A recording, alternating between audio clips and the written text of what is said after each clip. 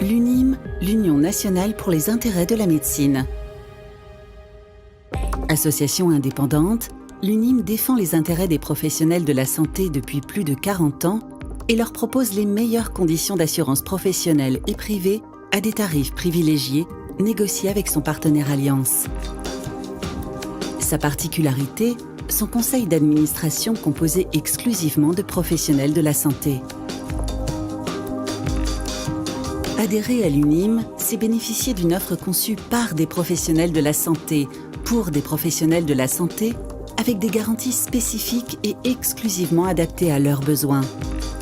Prévoyance, complémentaire santé, assurance de prêt ou encore protection de l'exercice en groupe. Les adhérents de l'UNIM bénéficient également d'un bouquet de services innovants, parmi lesquels une garantie d'assistance et de services très complète, ainsi qu'une protection juridique vie privée, vie professionnelle.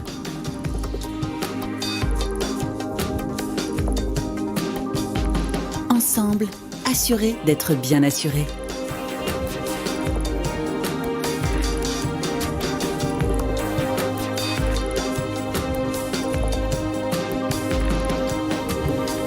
Bonsoir messieurs, bonsoir à tous. Merci de nous retrouver pour ce nouveau numéro de la 7e saison des Mardis de la Santé, organisé par Medscore, l'Observatoire des tendances santé-sport, pour son partenaire l'UNIM, l'Union nationale des intérêts pour la médecine. Et c'est notre 60e Mardi de la Santé ce soir. Et nous allons parler pour l'occasion sur ce plateau de la qualité de l'air en cabinet et donc forcément de la sécurité sanitaire des personnes, autant les patients que les praticiens, puisqu'il bien sûr nous intéresse, en faisant le point sur la législation en la matière. Alors le sujet est complètement nouveau sur le plateau des Mardis de la Santé, parce que c'est en effet la première fois que nous l'abordons, mais il nous semble important de faire un point sur l'impact de la qualité de l'air que nous respirons sur notre santé. Et quand on pense à l'air que l'on respire, cela ne concerne bien sûr pas que l'air extérieur, au final minoritaire dans notre vie quotidienne au prorata du temps passé, mais beaucoup, essentiellement l'air intérieur, dans l'habitat, les locaux d'habitation, mais aussi tous les espaces couverts communs. Que savez-vous vraiment des risques que vous prenez et vous faites prendre à votre patientèle? Il est temps de faire un point pour parler aussi des solutions, et c'est notre objectif de ce soir avec vous, messieurs, que je m'empresse de présenter. À ma droite, Manuel Rosa Calatrava, bonsoir. Bonsoir. Donc vous êtes virologiste, directeur de recherche à l'INSERM, co-directeur du laboratoire de virologie et pathologie humaine VIRPART et directeur associé du laboratoire Respivir. Également directeur de la plateforme de recherche technologique Virnex. Je vais m'arrêter là, juste dire rapidement que vous êtes cofondateur de plusieurs startups, Signia Therapeutics, Vactel, Virexpert, et également professeur associé à l'université Laval. Finalement, j'ai presque tout dit. Mais toi, tout à fait, vous faites encore plein d'autres choses. Sébastien Vacher, à ma gauche, bonsoir. Bonsoir Nathalie. Vous êtes donc microbiologiste, fondateur dirigeant de Conidia Conifi, qui se présente comme un laboratoire expert indépendant. Alors, suite à un doctorat en phytopathologie en 2002, vous avez créé la société Conidia, consacrée aux relations entre les micro-organismes avec un focus sur les champignons et leur environnement. Les spécialités sont la qualité microbiologique de l'air, ce qui tombe plutôt bien ce soir. Ça tombe bien. Pas tout à fait un hasard, mais ça tombe quand même très bien. La résistance des matériaux de construction à la croissance microbienne et la résistance aux maladies des cultures. Tout à fait. Olivier Moyen, bonsoir. Donc vous êtes fondateur et dirigeant de l'Ode Air. Donc on entend air, on se dit qu'on est aussi bien dans notre sujet de ce soir. Alors vous êtes ingénieur de formation. Le goût pour l'entrepreneuriat vous a poussé aux USA pour revenir avec un MBA. Le 8 décembre 2006, 8 décembre ça ne s'invente pas, donc jour de la fête des Lumières à Lyon, vous avez lancé highlightyou.com, premier site de e-commerce français dans la lumière. Le succès est au rendez-vous, vous développez plus de 300 marques, 70 000 solutions, création de ciel, centre d'innovation et d'expertise lumière. Après le rachat du groupe EasyLum, vous accélérez la fabrication et la R&D en interne. Et virage avec la pandémie, la société franchit une autre étape, puisque vous allez développer une innovation de rupture avec la LOD Air, qui désinfecte l'air grâce à la lumière. Exactement. Notre programme de ce soir, donc nous allons parler de normes et de législation, du contexte sanitaire lié à la surveillance de la qualité de l'air, de la prise de conscience et des solutions attendues, qui évaluent, comment, et enfin, quelles solutions semblent-elles les plus prometteuses, adaptées à la taille du cabinet. Un mardi de la santé dans lequel on va donc essayer d'apporter aux thérapeutes un éclairage sur un sujet rarement abordé ici, mais amené à devenir de plus en plus important en faisant un tour d'horizon des solutions disponibles et des normes à venir. Mais avant d'entrer dans le vif de notre sujet de ce soir, nous accueillons sur le plateau Émérance Marollet, qui représente pour nous notre partenaire l'UNIM. Émérance, pouvez-vous nous rappeler ce qu'est l'UNIM et quelles sont ses missions, s'il vous plaît? Bonsoir Nathalie. L'Union nationale pour les intérêts de la médecine est une association confraternelle à but non lucratif créée par des professionnels de santé pour des professionnels de santé. L'association s'est donnée pour mission de protéger ses adhérents en leur proposant des couvertures en matière d'assurance prévoyance, emprunteur, protection de l'exercice en groupe et complémentaire santé, spécifiquement adaptés à leur profession. La deuxième mission de l'association est de négocier des services auprès de son partenaire assureur, Allianz, partenaire depuis 25 ans. Donc, pouvez-vous prendre un cas pratique pour nous aider à comprendre, s'il vous plaît? Un cas pratique. Prenons l'exemple d'un masseur-kinésithérapeute qui exerce en société d'exercice libéral. Une partie de sa rémunération est constituée d'une rémunération de gérance et cette rémunération de gérance va être de l'ordre de 6 000 €. En cas d'arrêt de travail, le masseur-kinésithérapeute percevra de son régime obligatoire, la Carpinco, un petit peu plus de 1 500 €. Ce qui fait qu'il a une perte sèche concernant du coup le maintien de sa rémunération. De la même manière, il partage des frais professionnels avec son associé, qu'il aura exclusivement à sa charge puisque le régime obligatoire n'intervient pas en la matière. En matière d'invalidité, ce masseur kinésithérapeute se verra indemnisé par le régime obligatoire, la Carpinco, à partir du moment où il aura au moins 66% d'invalidité. Il est donc très important pour lui d'avoir un prestataire d'assurance qui le prend bien plus tôt et surtout de manière spécifique à sa profession de masseur-kinésithérapeute. Enfin, en cas de décès, ce masseur-kinésithérapeute n'est plus un revenu pour le foyer familial. Il faut donc que le prestataire de prévoyance vienne complémenter par des capitaux décès, une rente de conjoint, une rente éducation, afin de maintenir le niveau de vie du foyer des suites de son décès, mais également de protéger son associé qui, du coup, en l'absence de l'associé décédé, se retrouve en indivision avec les ayants droit de ce dernier. Il faut donc prévoir le cas de rachat des parts pour l'associé survivant. Et donc, comme tous les 15 jours, un atelier est proposé par l'UNIM à nos auditeurs. De quoi va-t-il s'agir ce soir?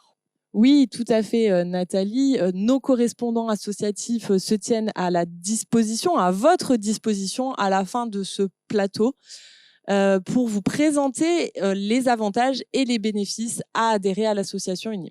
Normes et législation encadrant la surveillance de la qualité de l'air intérieur, la fameuse QAI. C'est l'objet de notre première partie.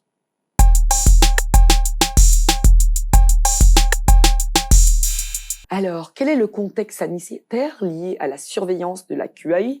Quelles sont les nouveautés réglementaires introduites par le décret 2022-1689? Quelles sont les démarches engagées? Dans cette première partie, on va donc commencer par un état des lieux de la situation actuelle et des évolutions à venir en matière de QAI. Et je vais m'adresser à vous, Sébastien Vacher. Peut-on commencer par, définir ce qu'est la qualité de l'air intérieur, en distinguant le volet non vivant et vivant? Donc effectivement, l'air, c'est quelque chose de très complexe, puisque c'est un assemblage de particules inertes, c'est un assemblage de gaz. Donc par exemple, vous avez l'oxygène, vous avez le CO2, et puis vous avez des COV, donc les composés organiques volatiles. On va trouver le benzène, on va trouver le formaldéhyde, et puis vous avez, pour finir, tout ce qui est particules vivantes, donc les virus, les bactéries et les moisissures. Existe-t-il une réglementation relative à la surveillance de la qualité de l'air dans les cabinets et officines?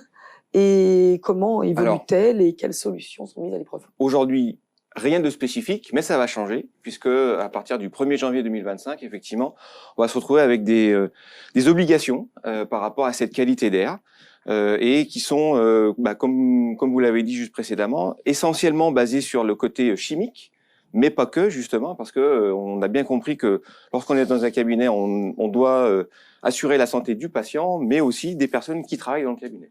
Donc aujourd'hui, rien de spécifique, mais on va en parler, je pense, un petit peu plus tard, de l'évolution à partir du 1er janvier 2025.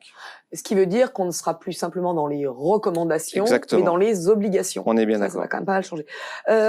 Est-ce qu'on peut parler de la norme B44-200? Oui, alors la norme B44-200, c'est une norme parce qu'alors on a posé un diagnostic et maintenant on va essayer de voir comment est-ce qu'on va essayer de favoriser, enfin d'améliorer cette qualité d'air.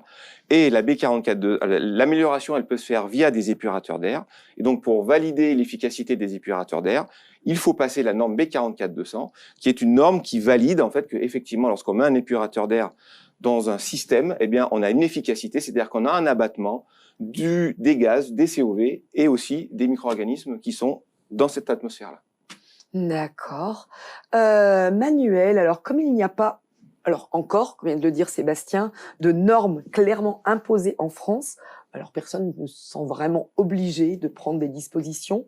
Est-ce que, selon vous, la norme américaine va faire bouger les lignes? C'est vrai qu'il n'y a pas encore d'obligation, mais je pense que depuis la pandémie, il y a une grande sensibilisation des pouvoirs publics, des institutions et puis des particuliers.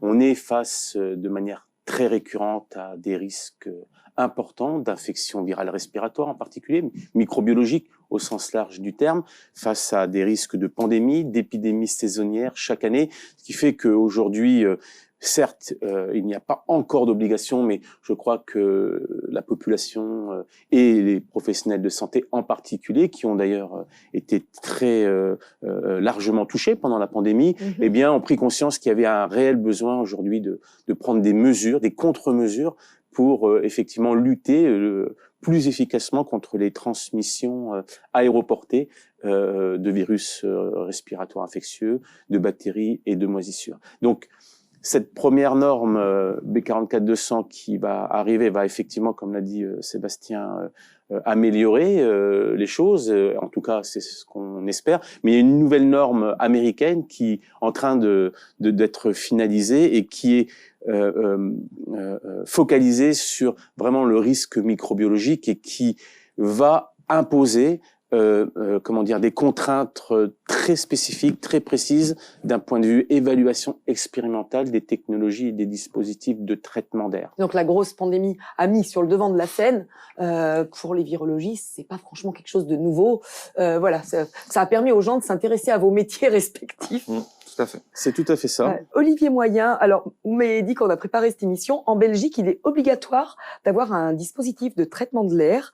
Alors pour qui ? Selon quelles exigences et quels moyens mis en œuvre? Ce qui est intéressant de noter, c'est que le monde s'intéresse, finalement, apprend de l'expérience. Donc oui, il y a eu une crise mondiale. Après, l'idée, c'est de se dire et après. Donc on est content, c'est un peu derrière nous. On a maintenant des vaccins, il y a des solutions pour combattre, mais on sait aussi tous que des virus, il y en a régulièrement qui arrivent. On a des épidémies de grippe, on a dans les cabinets certains médecins qui aussi traitent des patients qui ont des virus. Et donc ça peut paraître logique de se dire voilà, comment est-ce qu'on fait pour se protéger facilement. Et on parlait des États-Unis, il y a effectivement un voisin qui est pas si loin de ça, la Belgique, sont assez en avance en fait sur la qualité de l'air, et ils obligent donc les ERP, donc les établissements qui reçoivent du public. C'est un peu comme ça qu'au départ les défibrillateurs, ils ont été imposés au départ dans les ERP chez nous. En Belgique, ils sont en avance par rapport à ça. Alors, je pourrais pas vous donner le détail de quel type de ERP. Au début, c'est toujours les plus gros ERP, mais il y a une obligation pour les gros établissements à être équipés de matériel de désinfection de l'air ou des épurateurs d'air. Après, se pose la question effectivement de comment est-ce qu'on peut savoir si ça marche vraiment. Et là, des organismes comme Virnex ou Virpat ont leur intérêt, parce qu'effectivement, comment est-ce que je peux m'assurer que l'appareil que je vais acheter fonctionne? Et ça, c'est une bonne question. Et c'est effectivement l'objet de la suite de notre émission. Alors, Sébastien, on l'a évoqué, une nouvelle réglementation va donc s'appliquer Tout à fait. dès le 1er janvier 2025 aux structures sociales et médico-sociales rattachées aux établissements de santé, alors mentionnées à l'article L 6111 du Code de la santé publique, aux structures de soins de longue durée de ces établissements, aux établissements mentionnés aux alinéas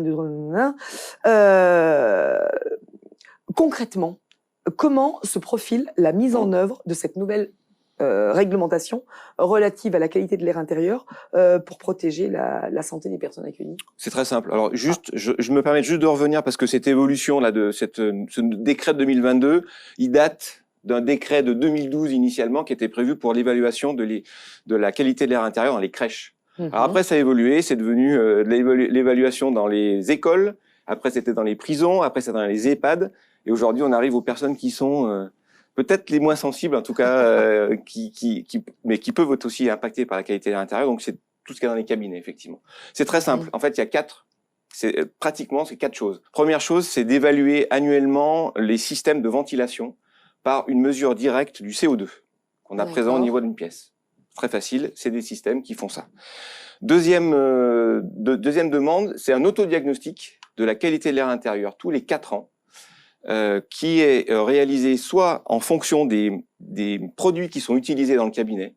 Donc, il faut suivre les fiches de données de sécurité et vérifier qu'est-ce qu'il faut faire comme test, comme mesure. Ou alors, si on va aller plus loin, c'est des tests COFRAC.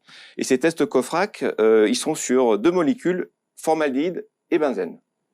Donc, il y a des valeurs limites. Et puis, il faut savoir où on se positionne par rapport à ces valeurs limites. Et puis, donc, la troisième chose, c'est s'il y a eu des travaux, s'il y a eu dans la vie du bâtiment, s'il y a eu quelque chose de notable, dans un délai de 7 mois après la réalisation de ces travaux, il faut faire un suivi de la qualité d'air intérieur. Et ces trois petites choses qu'on vient de dire, en fait, au final, ça doit permettre de mettre en place un plan d'amélioration de la qualité de l'air intérieur. Merci beaucoup. Alors, Olivier, quel est votre regard sur l'évolution des normes et j'aimerais que vous nous rappeliez votre règle de 3. Pour rebondir sur ce qu'a dit Sébastien, je trouve que c'est effectivement très clair, c'est très intéressant, mais ça représente aussi un petit peu les limites du système où on aime bien tout mesurer facilement. Là, on va mesurer finalement globalement des gaz, mais ce qui embête aujourd'hui les gens, c'est les micro-organismes, c'est les virus, c'est les bactéries, c'est les champignons le cas échéant, parce que ça, c'est porteur de germes. Le problème, c'est que ça, c'est compliqué à mesurer. Et c'est là toute la limite du système. Donc on se dit, on va mesurer des effets indirects, le CO2, le benzène. Alors c'est bien s'il y en a moins, mais ce qui rend les gens malades aussi, concrètement, c'est la transmission de pathologies avec des virus, avec des bactéries. Et là, on a un petit peu le talon d'Achille de la réflexion des normes. On veut faire une norme sur quelque chose qui est facile à mesurer, pas cher à mesurer. Mesurer un CO2, c'est facile. Mesurer des virus dans l'air, aujourd'hui, on ne sait pas le faire facilement et simplement. Donc ça, c'est compliqué. Alors oui, aujourd'hui, l'air, c'est très important et cette règle de 3, elle est assez simple finalement à se souvenir. Bon, on peut finalement survivre 3 mois sans manger. On peut survivre 3 jours sans boire. Mais on peut logiquement survivre seulement 3 minutes sans respirer. Et c'est pour les bons apnéistes. Et c'est pour les bons apnéistes, c'est vrai. Moi, c'est un petit peu moins. Mais finalement, c'est tellement une denrée commune, l'air. Tellement une denrée du quotidien abondante. On a eu l'habitude que ça soit abondant. Que finalement, on en a prêté une faible attention. Mais on a vu ce qui s'est passé récemment. Quand l'air s'est emballé, on a beau mettre des frontières, couper les avions, mettre des normes, qu'est-ce qui s'est passé ? Ça s'est emballé à une vitesse phénoménale. Et ça s'est transmis aussi vite à cause ou grâce à l'air. Quand on est dans l'avion, quand on est dans le train, quand on est chez les professionnels de santé, dans des EHPAD, on l'a dit, dans les crèches, on imagine qu'il y a une protection. La réalité, c'est qu'il n'y en a pas. Après avoir évoqué la réglementation actuelle, ce qui devrait évoluer, avec notamment la mise en place de normes pour encadrer la qualité de l'air intérieur, voyons quelles solutions peuvent être proposées pour agir. Mais au préalable, comment on évalue, comment on diagnostique la qualité de l'air, prise de conscience et solutions attendues, qui évalue et comment, c'est l'objet de notre seconde partie.